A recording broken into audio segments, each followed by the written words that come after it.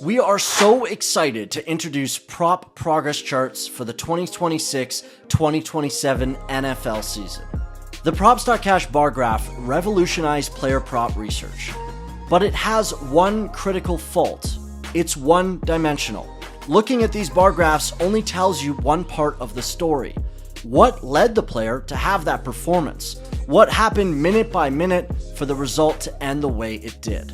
Prop Progress Charts aims to answer those questions. There are three avenues to find your way to the Prop Progress Charts. 1. Click any game on the main bar graph. 2. Click on any player in the game logs. 3. Click any player's name on the recent games list on the matchup page. On the Prop Progress Charts, you can scroll through all of your players' games and quickly switch between games. You'll see the player's information and game information here, and then a summary of their performance in that game, depending on where in the game you want to view. For this example, when I look at Joe Burrow's fourth game of the season against Buffalo, the script of the game begins to take shape.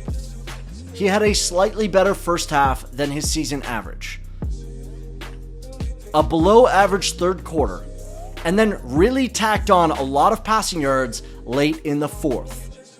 And if I switch between games, the point in the progress chart that I'm looking at will stay the same, so I can compare games easily. You can also switch between relevant props to see more of the story.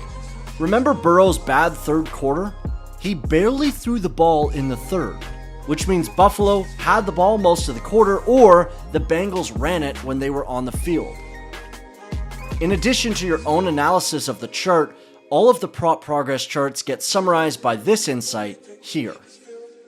Let's take a look at one more example.